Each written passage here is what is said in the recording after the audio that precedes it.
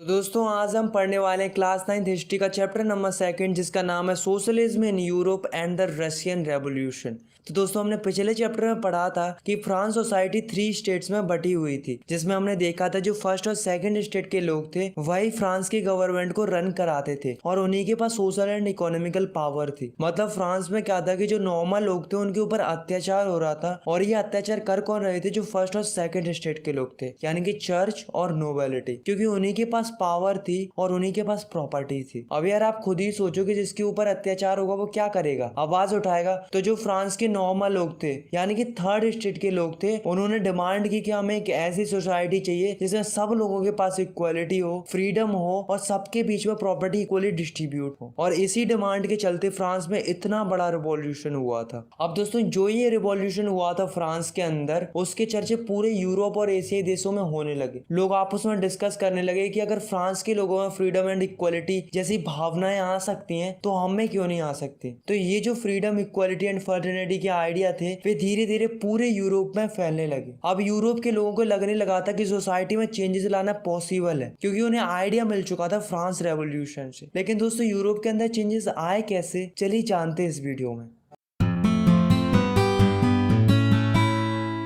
में यूरोप में अलग अलग विचारधाराओं के लोग रहते थे जिनके आइडियाज और सोचने के तरीके अलग अलग थे, जैसे कि लिबरल्स, रेडिकल्स और कंजर्वेटिव्स। पहले हम बात करते हैं लिबरल्स की। तो लिबरल्स वो लोग थे जो समाज में बदलाव लाना चाहते थे। वो चाहते थे कि सोसाइटी में हर एक धर्म के लोग मिलजुल कर रहें, उनके ऊपर किसी भी प्रकार का कोई भी रिस्ट्रिक्शन ना हो। वो नहीं चाहते थे कि कोई भी राजा या डायनेस्टिक रूलर उनके ऊपर राज करे। वो चाहते थे कि गवर्नमेंट ऐसी हो जिसे लोगों के द्वारा चुना गया हो और गवर्नमेंट वो काम करे जिसमें लोगों का भला हो। पर एक चीज थी जो लिबरल्स नहीं चाहते थे। वो नहीं चाहते थे कि हर कोई वोट डाले। वो चाहते थे केवल मैन वोट डाले और ऐसे मैन वोट डाले जिनके पास प्रॉपर्टी हो। इसके अलावा किसी को भी वोट डालने का अधिकार ना हो। इनफैक्ट वुमेन्स को भी वोट डालने का अधिकार ना हो। सेकंड है रेडिकल्स। रेडिकल वो लोग थे जो ये चाहते थे कि कंट्री के अंदर गवर्नमेंट वो लोग बनाए जिनके पास मेजॉरिटी ऑफ पॉपुलेशन हो। वो नहीं चाहते थे कि कुछ ही लोगों के पास प्रिविलेजेस हो, मतलब विशेष अधिकार हो। अगर प्रिविलेजेस हो तो सबके लिए समान हो, लेकिन सारी के सारी संपत्ति किसी एक के पास ना हो। लास्ट है कंजर्वेटिव्स। तो कंजर्वेटिव वो लोग थे जो सोसाइटी में बदलाव तो चाह रहे थे, लेकिन धीरे धीरे से, मतलब चेंजेस तो ये भी चाह रहे थे, मगर ये चाह रहे थे कि चेंजेस आए तो धीरे धीरे से आए, एकदम से कोई चेंज ना आए।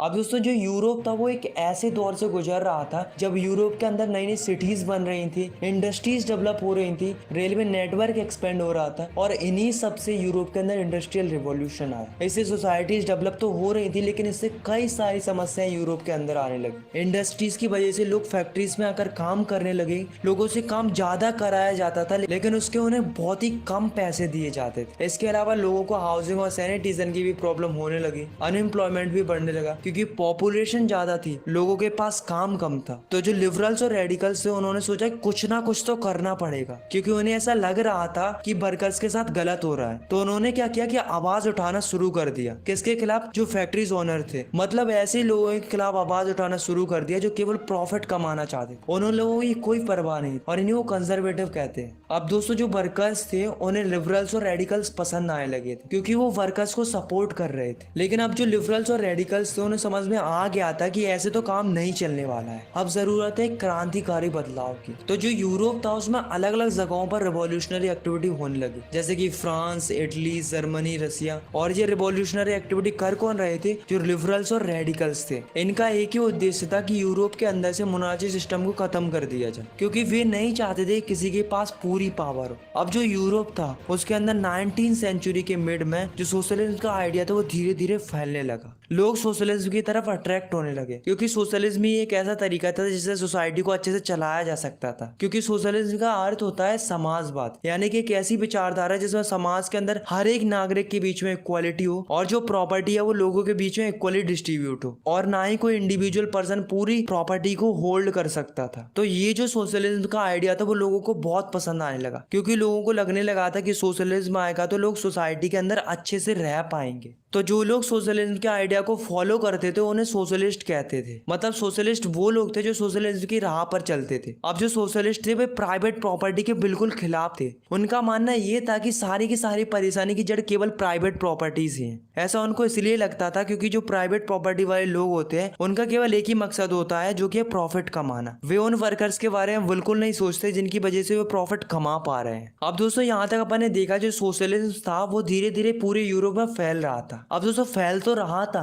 लेकिन अब दोस्तों प्रॉब्लम ये थी कि आखिर सोशलिस्ट सोसाइटी चलनी कैसे चाहिए। तो इसके लिए कई सारे लोगों ने अलग अलग आइडियाज शेयर की ताकि सोशलिस्ट सोसाइटी फ्यूचर में अच्छे से चल सके। जैसे कि रॉबर्ट ओवन, तो ये जो सोशलिस्ट थे वो ये चाहते थे कि लोगों के बीच में कोऑपरेटिव कम्युनिटी बनाई जाए। मतलब लोगों के बीच में एसोसिएशन बना दी जाए, जिससे क्या होगा कि लोग साथ में काम करेंगे और जो भी प्रॉफिट निकलेगा उसे आपस में बांट लिया करेंगे। ऐसे एक और सोशलिस्ट थे जिनका नाम था लुइस ब्लैंक। वो भी कोऑपरेटिव कम्युनिटी बनाना चाहते थे, पर वो चाहते थे कि गवर्नमेंट इंकरेज करे लोगों को कोऑपरेटिव कम्युनिटी बनाने के लिए, जिससे कैपिटलिस्ट को हटाया जा सके। मतलब ऐसे लोगों को हटाया जा सके जिनके पास प्राइवेट प्रॉपर्टी हो। इन दोनों के अलावा दो और सोशलिस्ट थे जिन्होंने बहुत कुछ बताया था कि सोशलिस्ट सोसाइटी कैसे चलनी चाहिए। उनका नाम था कार्ल मार्क्स और फ्रेडरिक एंगल। अब दोस्तों 1970s तक जो सोशलिज्म का आइडिया था वो पूरी तरीके से पॉपुलर हो चुका था यूरोप के अंदर। जितने भी सोशलिस्ट थे यूरोप के अंदर, उन्होंने क्या किया कि एक इंटरनेशनल बॉडी बनाई जिसका नाम था सेकंड इंटरनेशनल। तो ये जो इंटरनेशनल बॉडी थी वो सोशलिज्म को सपोर्ट करती थी। ऐसे ही कई देशों के अंदर एसोसिएशन बनने लगी, पार्टीज बनने लगी। जैसे कि जर्मनी में एक पार्टी बनी जिसका नाम था सोशल डेमोक्रेटिक पार्टीज। ऐसी ब्रिटेन में एक पार्टी बनी जिसका नाम था लेबर पार्टी। और इन सब के अलावा फ्रांस में एक पार्टी बनी जिसका नाम था सोशलिस्ट पार्टी। तो इस तरीके से पार्टीज पूरे यूरोप में बनने लगी और ये वही पार्टीज थी जो सोशलिज्म को फॉलो करती थी। पर दोस्तों हैरानी की बात तो ये है कि इतनी पार्टीज थी सोशलिज्म की, पर इसके बावजूद भी किसी भी कंट्री के अंदर सोशलिस्ट गवर्नमेंट नहीं बनी। लेकिन एक कंट्री थी जिसके अंदर सोशलिस्ट गवर्नमेंट बनी, वो कंट्री थी रसिया। तो अगर हमें जानना है रसिया के अंदर सोशलिस्ट गवर्नमेंट कैसे बनी थी, कैसे रिवॉल्यूशन हुआ था और कैसे मोनार्ची गवर्नमेंट को हटाया गया था, तो इसके लिए हमें जाना पड़ेगा 1914 में। तो चलिए चलते हैं द रशियन एम्पायर इन 1914।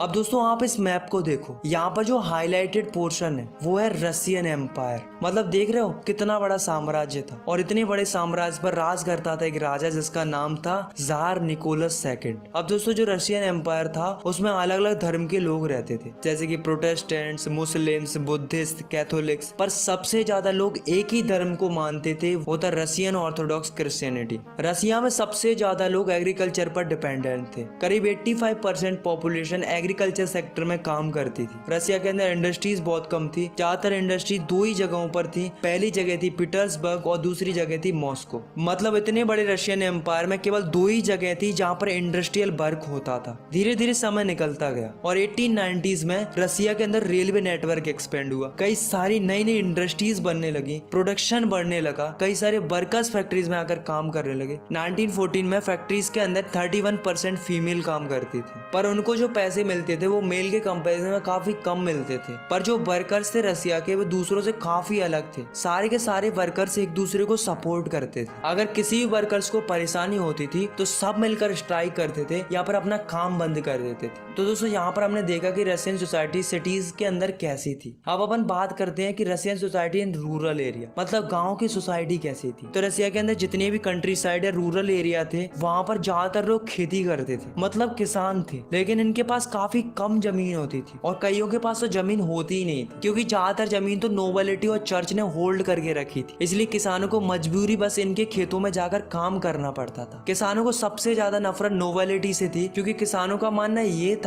कि जो जमीन नोबिलिटी ने होल्ड करके रखी है उसके असली हकदार किसान है। अब दोस्तों जो रसिया के किसान थे वो बाकी यूरोपियन किसानों से अलग थे। अब अलग क्यों थे? क्योंकि ये जो भी फसल उगाते थे उसे मिलजुल कर उगाते थे। पहले फसलों को इकट्ठा कर लेते थे, बाद में जो भी प्रोडक्शन निकलता था उसे आपस में जरूरतों के हिसाब से बांट लेते थे। अब दोस्तों जो रसिया था उसमें क्या होता था कि 1914 से पहले जितनी भी पॉलिटिकल पार्टी थी रसिया के अंदर उनको इलीगल माना जाता था। मतलब वहाँ पर पार्टी बनाने का कोई अधिकार ही नहीं था। लेकिन उसके बावजूद भी 1898 में एक इलीगल पार्टी बनाई गई जिसका नाम था Russian social democratic workers party. नाम से ही पता चल रहा है कि ये वर्कर्स के लिए बनाई गई थी। इनका काम जनरली अर्बन एरिया में था, मतलब ये शहरों में ज्यादा एक्टिव रहती थी। ठीक 2 साल बाद एक और पार्टी बनाई गई जिसका नाम था सोशलिस्ट रेवोल्यूशनरी पार्टी। ये जो पार्टी पार्टी थी वो किसानों के द्वारा बनाई गई थी, लेकिन किसानों को पार्टी की क्या जरूरत थी क्योंकि एक तो उन्हें अपनी जमीन बाबू चाहिए थी जो नोबिलिटी ने होल्ड करके रखी थी। दूसरा रीजन ये था कि इनको रसिया में नेचुरल सोशलिस्ट कहते थे, मतलब लोगों को लगता था कि किसानों में पहले से ही सोशलिज्म की खूबी है, इसलिए किसानों को लगा कि हमें पार्टी बना लेनी चाहिए। तो दोस्तों ये दो पार्टी थी जो कि रसिया के अंदर बनी थी। पहली वो थी जो वर्कर्स के लिए बनी थी,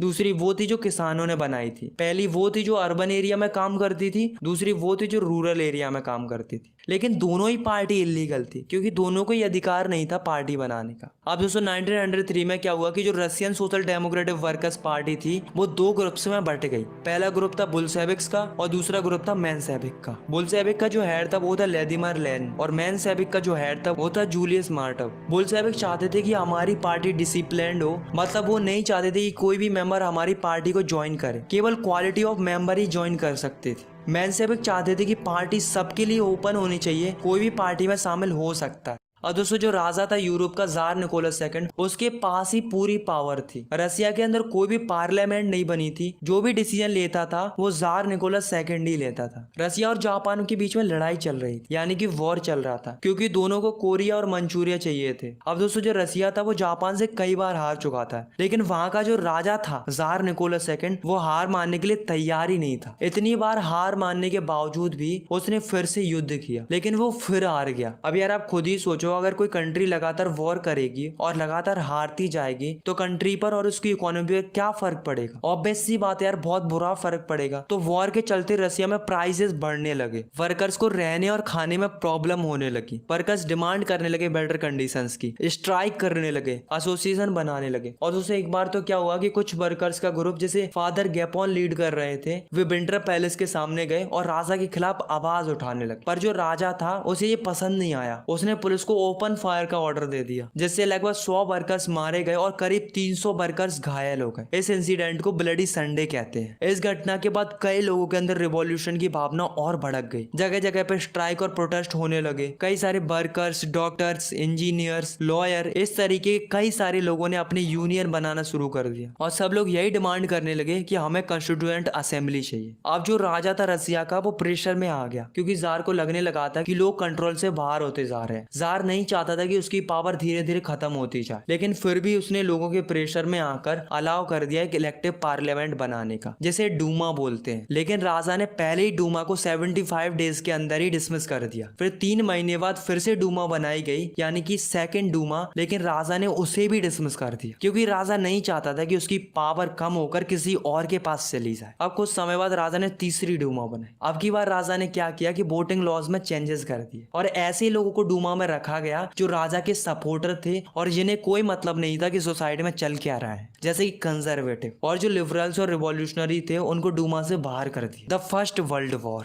1914 में यूरोप के अंदर कई देशों के बीच में लड़ाई शुरू हो गई। एक तरफ थे जर्मनी, टर्की, ऑस्ट्रिया और दूसरी तरफ थे फ्रांस, ब्रिटेन और रसिया। चूंकि इन देशों की कॉलोनी पूरे वर्ल्ड में थी, इसलिए इसको वर्ल्ड वॉर कहा गया। पहले तो रसिया के लोगों ने जार को बहुत सपोर्ट किया, इतना सपोर्ट किया कि लोगों ने सेंट पीटरबर्ग का नाम बदलकर पेट्रोग्रेड कर दिया। क्यों कर दिया? क्योंकि वो एक जर्मन नेम था और जर्मनी से वॉर चल रहा था और जर्मनी से लोगों को उतनी नफरत थी। लेकिन जैसे जैसे समय निकलता गया, वॉर बढ़ता गया, लोगों का राजा पर से भरोसा उठने लगा और जनता ने धीरे धीरे करके राजा को सपोर्ट करना बंद कर दिया। अब सपोर्ट करना क्यों बंद कर दिया था? इसके 3 कारण थे। पहला कारण यह था कि एक तो राजा ने डूमा की पॉलिटिकल पार्टीज के साथ कंसल्ट करना बंद कर दिया था, जिससे जो कंजर्वेटिव लोग थे वो भी राजा के खिलाफ हो गए। दूसरा रीजन ये था कि जो ये आप पिक्चर देख रहे हो वो है रासपुतिन। ये जो था वो राजा का एडवाइजर था, मतलब राजा को एडवाइस देने का काम करता था। लेकिन रसिया के लोग रासपुतिन को पसंद नहीं करते थे। क्यों पसंद नहीं करते थे? क्योंकि लोगों को लगता था कि रासपुतिन एक पुअर एडवाइजर है, लेकिन जो राजा था वो केवल रासपुतिन की ही बात सुनता था। थर्ड रीजन ये था कि जो रानी थी रसिया की, वो जर्मनी की रहने वाली थी। तो लोगों के दिमाग में ये चल रहा था कि अगर रानी जर्मनी की है तो राजा जर्मनी से कैसे लड़ सकता है। तो ये कुछ कारण थे जिनकी वजह से जनता ने राजा को सपोर्ट करना कम कर दिया था। 1914 से 1916 तक जो रशियन आर्मी थी वो बहुत ही बुरी तरीके से हार चुकी थी जर्मन एंड ऑस्ट्रियन आर्मी से। 1917 तक आते आते लगभग 7 मिलियन लोग मारे गए थे इस वॉर की वजह से और 3 मिलियन लोगों के पास रहने के लिए घर नहीं बचे थे। क्रॉप डिस्ट्रॉय हो गई थी, बिल्डिंग डिस्ट्रॉय हो गई थी, रेलवे लाइन टूट गई थी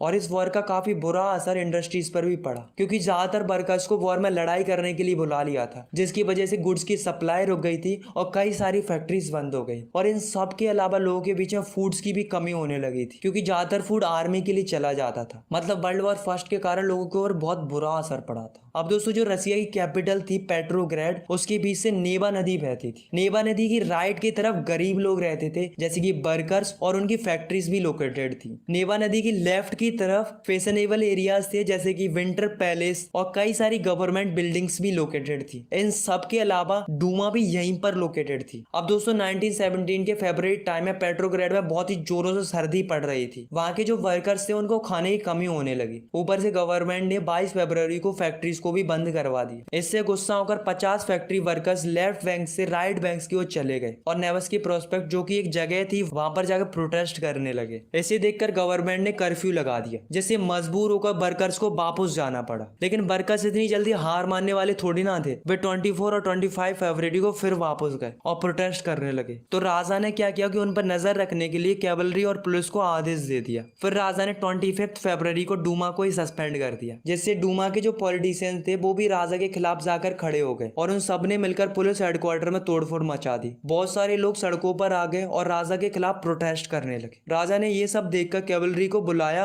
और फायर करने का ऑर्डर दे दिया, बट कैवलरी ने उन पर फायर करने से मना कर दिया। अब दोस्तों, जो सोल्जर्स थे वो भी राजा से परेशान हो गए थे और जो वर्कर्स थे वो पहले से ही परेशान थे। फिर वर्कर्स और सोल्जर आपस में मिल गए और एक नई काउंसिल बनाई, जिसका नाम पेट्रोग्रेड सोवियत रखा गया। अगले दिन राजा से मिलने कुछ मिलिट्री ऑफिसर्स आए। उन्होंने राजा को एडवाइस दी कि आप अपने पद से रिजाइन दे दो। तो राजा ने उनकी बात मान ली और फाइनली 2 मार्च 1917 को राजा ने रिजाइन दे दिया। अब दोस्तों, जो पेट्रोग्रेड सोवियत थे उन्होंने डूमा के साथ मिलकर एक नई गवर्नमेंट बनाई, जिसको प्रोविजनल गवर्नमेंट बोला गया। तो ये जो प्रोविजनल गवर्नमेंट थी वही अब कंट्री को रन कर रही थी। इसी बीच एंट्री होती है बुल्शेविक के लीडर व्लादिमीर लेनिन की। तो अब लेनिन क्या करता है कि गवर्नमेंट से 3 डिमांड करता है। अब भाई इतना बड़ा रिवॉल्यूशनरी था, एटलीस्ट डिमांड तो कर ही सकता था। तो लेनिन की फर्स्ट डिमांड थी कि वॉर को खत्म कर दिया जाए। सेकंड डिमांड थी जो जमीन है उसे किसानों को दे दी जाए, और थर्ड डिमांड थी कि बैंक्स को नेशनलाइज कर दिया जाए। और इन्हीं 3 डिमांड्स को अप्रैल थीसिस भी बोला जाता है। उसने ये भी बोला था कि अब हमें बुल्शेविक पार्टी का नाम बदलकर कम्युनिस्ट पार्टी कर देना चाहिए। अब दोस्तों, जो लेनिन था उसको लग रहा था कि आने वाले समय में वर्कर्स के लिए प्रोविजनल गवर्नमेंट प्रॉब्लम खड़ी करेगी। ऐसा उसको क्यों लग रहा था? क्योंकि प्रोविजनल गवर्नमेंट के अंदर ज्यादातर वो लीडर बने थे जो पहले से लैंडलॉर्ड थे, बिजनेसमैन थे और जो आर्मी ऑफिसर्स थे। और दोस्तों, आपको तो पता ही है कि अमीर लोगों से वर्कर्स की कितनी लड़ाई चलती थी। तो धीरे धीरे वर्कर्स मूवमेंट फैलने लगा, फैक्ट्रीज कमेटी बनने लगी, ट्रेड यूनियन बढ़ने लगे, आर्मी में सोल्जर कमेटी बनने लगी। इन सब चीजों को देखकर प्रोविजनल गवर्नमेंट को लगा कि उनकी पावर कम हो रही है और जो बुल्शेविक की पावर है वो बढ़ती जा रही है। तो उन्होंने सोचा कुछ ना कुछ तो करना पड़ेगा। तो जो प्रोविजनल गवर्नमेंट थी उसने बहुत बुरे स्टेप लेना शुरू कर दिया, जैसे कि जो लीडर उनके खिलाफ प्रोटेस्ट करते थे या फिर आवाज उठाते थे उन्हें जेल में डाल दिया जाता था। इससे जो वर्कर्स थे और भी कई सारे लोग थे उनको ये गवर्नमेंट धीरे धीरे बुरी लगने लगी थी और धीरे धीरे बुल्शेविक्स और प्रोविजनल गवर्नमेंट के बीच में लड़ाई भी बढ़ने लगी। तो जो लेनिन था उसने गवर्नमेंट के खिलाफ विद्रोह करने का फैसला लिया। जितने भी सपोर्टर थे बुल्शेविक पार्टी के, चाहे वो आर्मी के हो, चाहे वो सोवियत्स हो और चाहे वो फैक्ट्रीज वर्कर्स हो, और 16 अक्टूबर 1917 को लेनिन ने पेट्रोग्रेड सोवियत को भी कन्वेंस कर लिया और सोवियत के साथ मिलकर एक मिलिट्री रेवोल्यूशनरी कमेटी बनाई, जिसका हेड लियोन ट्रोत्स्की को अपॉइंट किया गया। अब सभी लोग तैयार हो चुके थे अपराइजिंग करने के लिए, मतलब विद्रोह करने के लिए। किसके खिलाफ? प्रोविजनल गवर्नमेंट के खिलाफ। और लेनिन ने किसी को नहीं बताया था कि कब विद्रोह करने वाले हैं, बट फाइनली 24 अक्टूबर को बुल्शेविक ने रिवोल्ट कर ही दिया। इसे देखकर जो प्राइम मिनिस्टर था केरेंस्की, उसने क्या किया कि सेना को आदेश दे दिया। तो सेना ने क्या किया कि बुल्शेविक की 2 न्यूज़पेपर बिल्डिंग को सीज कर दिया। पर बुल्शेविक क्या कम थे? बुल्शेविक ने प्रोविजनल गवर्नमेंट के मिनिस्टर्स और गवर्नमेंट ऑफिसर्स को ही पकड़ लिया, यानी कि अरेस्ट कर लिया। और जो लड़ाई चल रही थी प्रोविजनल गवर्नमेंट और बुल्शेविक के बीच में, उनमें जीता कौन? ऑब्वियसली बुल्शेविक जीता। अब जैसे ही बुल्शेविक जीता तो लेनिन के पास पावर आ गई। तो लेनिन ने क्या किया? बैंक्स को नेशनलाइज कर दिया, इंडस्ट्रीज को भी नेशनलाइज कर दिया। और दोस्तों, आपको तो पता ही है कि लेनिन प्राइवेट प्रॉपर्टी के बिल्कुल अगेंस्ट था, इसलिए उसने लैंड्स को सोशल प्रॉपर्टी डिक्लेयर कर दिया। और जो पीजेंट थे, मतलब फार्मर थे, उनको अलाउ कर दिया नोबिलिटी की जमीन छीनने के लिए। उन्होंने आर्मी की यूनिफॉर्म भी बदलवा दी आफ्टर क्लॉथिंग कंपटीशन, जिसमें एक हेड को सिलेक्ट किया गया जिसे सोवियत हेड बोलते हैं। और इतने दिनों से जो पार्टी का नाम बुल्शेविक चला आ रहा था और उसे बदलकर रशियन कम्युनिस्ट पार्टी कर देते हैं। अब दोस्तों, दोस्तों नवंबर 1917 में क्या हुआ कि बुल्शेविक ने इलेक्शन करवाए कॉन्स्टिट्यूएंट असेंबली के लिए। अब लेनिन को लग रहा था कि हम तो जीत ही जाएंगे क्योंकि हमने प्रोविजनल गवर्नमेंट को हराया है और हमने देश के लिए बहुत कुछ किया है। तो बुल्शेविक को लग रहा था कि हम थोड़ा ना हार सकते हैं, पर होता ऐसा ही है, बुल्शेविक पार्टी इलेक्शन जीत ही नहीं पाती है। इस बात से लेनिन को गुस्सा आ जाता है, तो वो क्या करता है कि पूरी असेंबली को ही डिसमिस कर देता है और लोगों से कहता है कि अब कोई इलेक्शन नहीं होंगे, अब जो भी गवर्नमेंट बनेगी वो मैं ही बनाऊंगा। और ऊपर से लेनिन ने जर्मनी से हाथ और मिला लिया। और आपको तो पता ही है कि जर्मनी रशिया की कितनी बड़ी दुश्मन थी वर्ल्ड वॉर फर्स्ट में। इन सब के अलावा लोगों के पास फंडामेंटल राइट्स भी नहीं बचे थे, लोगों के पास फ्रीडम भी नहीं बची थी। अब जो रसिया था वो एक वन पार्टी स्टेट बन चुका था। लेनिन ने एक सीक्रेट पुलिस लोगों के बीच में तैनात कर दी थी, जिसका काम ये था कि जो भी आवाज उठाता था उसे ये पुलिस पनिश करती थी। तो दोस्तों जो लोग लेनिन के बारे में अच्छा कहते थे वो सारे लोग दुखी हो जाते हैं, क्योंकि लोगों ने लेनिन से ये सब एक्सपेक्ट नहीं किया था। लोग इतने परेशान हो जाते हैं कि कंट्री के अंदर सिविल वॉर की नौबत आ जाती है। अब दोस्तों कई सारे लोग रसिया के अंदर सिविल वॉर करने वाले थे। अब सिविल वॉर किन के बीच में होने वाला था? तो सिविल वॉर जनरली 3 तरह के लोगों के साथ होने वाला था। पहले थे रेड, दूसरे थे ग्रीन और तीसरे थे व्हाइट।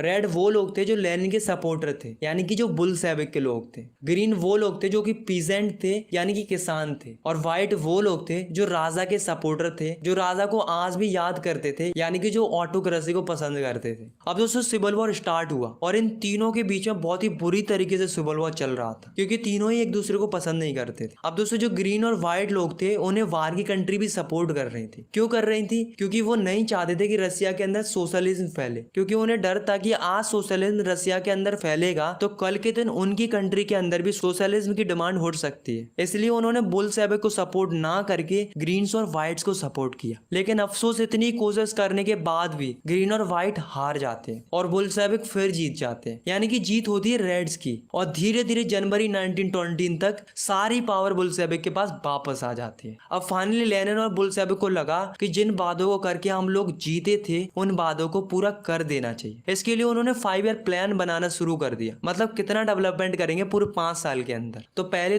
5 सालों के लिए गवर्नमेंट ने क्या किया कि सारी चीजों के प्राइजेस फिक्स्ड कर दिए, जिससे कंट्री के अंदर इंडस्ट्रियल ग्रोथ को बढ़ाया जा सके। और ऐसा हुआ भी, कंट्री के अंदर इंडस्ट्रियल प्रोडक्शन बढ़ने लगा, नई नई सिटीज डेवलप होने लगी, साथ में इंडस्ट्रीज डेवलप होने लगी। इन सब के अलावा स्कूलिंग सिस्टम भी डेवलप होने लगा, लोगों के लिए हेल्थ फैसिलिटी इंप्रूव होने लगी। तो ये जो सेंट्रलाइज्ड प्लानिंग कर रहे थे बुल्शेविक के लोग, उसकी वजह से रसिया की इकोनॉमिकल ग्रोथ तो काफी इंप्रूव हो रही थी, सब कुछ सही चल रहा था। लेकिन ऐसे में हो जाती है लेनिन की डेथ। फिर लेनिन की डेथ के बाद एक नया लीडर बनता है जिसका नाम था स्टालिन। 1927-1928 तक आते आते ग्रेन्स की काफी ज्यादा कमी होने लगती है रसिया के अंदर। गवर्नमेंट ने जितने भी फूड ग्रेन्स थे उनकी प्राइसेस फिक्स कर दी। अब दोस्तों प्राइस फिक्स कर दी थी, इसलिए पीजेंट ने ग्रेन बेचना बंद कर दिया। अब दोस्तों जो स्टालिन था उसने क्या किया कि इमरजेंसी लगा दी, क्योंकि स्टालिन को लग रहा था कि जो अमीर फार्मर है उन्होंने ग्रेन्स को छुपाकर अपने पास रखा है, क्योंकि वो चाहते थे कि जब प्राइस बढ़ेगा तब ग्रेन्स को बेचकर वो ज्यादा पैसे कमा सकेंगे। पर जो स्टालिन था उसने ग्रेन देना कंपल्सरी कर दिया था, मतलब लोगों को ग्रेन्स देना ही देना था। अगर उनके पास ग्रेन्स है तो उनको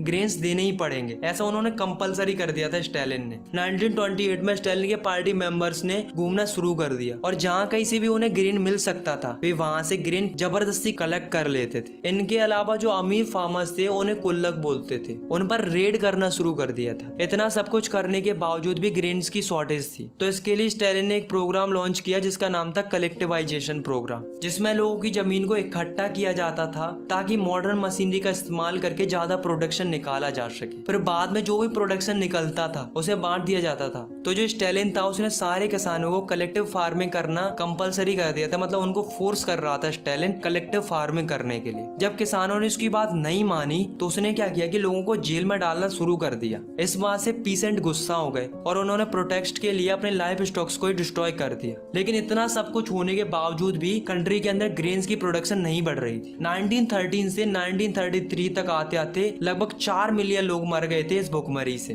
अब जो स्टालिन की खुद की पार्टी के लोग थे वो भी स्टालिन को क्रिटिसाइज करने लगे। तो स्टालिन ने क्या किया कि जो भी उसके खिलाफ होता था उसके ऊपर सोशलिज्म के अगेंस्ट कॉन्स्पिरेसी करने के चार्जेस लगा दिए जाते थे, उसे जेल में या फिर लेबर कैंप में भेज दिया जाता था। ऐसे करके 1939 तक लगभग 2 मिलियन लोगों को जेल में या लेबर कैंप में भेज दिया था। The global influence of the Russian revolution and the USSR. दोस्तों, रशियन रेवोल्यूशन की वजह से काफी सारी कंट्रीज के अंदर कम्युनिस्ट पार्टी बनने लगी। बोल्शेविक ने भी काफी ज्यादा इंकरेज किया था लोगों को, जिससे सोशलिज्म पूरे वर्ल्ड में फैल सके। बोल्शेविक ने conference of the people of the east रखी, जैसे रशिया के अलावा कई देशों के लोग भी पार्टिसिपेट कर सके। बोल्शेविक ने कॉमिनटर्न भी बनाया, जिससे सोशलिज्म को और भी ज्यादा अवेयर बनाया जा सके ऑन अ इंटरनेशनल लेवल। और यूनिवर्सिटीज को भी खोला गया, जिसमें लोगों को सोशलिज्म के बारे में सिखाया जा सके। पर रशिया के बारे में अलग अलग कंट्रीज के अलग अलग व्यूज थे। और दोस्तों, जब वर्ल्ड वॉर सेकंड आया तब सोशलिज्म और भी ज्यादा पॉपुलर हुआ पूरे वर्ल्ड में। इनफैक्ट इंडिया में भी काफी सारे लोग रशियन रेवोल्यूशन से इंस्पायर हुए थे, जैसे कि जवाहरलाल नेहरू और रविंद्रनाथ टैगोर। बट रशिया पूरी तरीके से एक सोशलिस्ट कंट्री नहीं बन पाया था और ना ही लोगों को एसेंशियल फ्रीडम मिल पाई थी। बट जो ये सोशलिज्म का आइडिया था उसे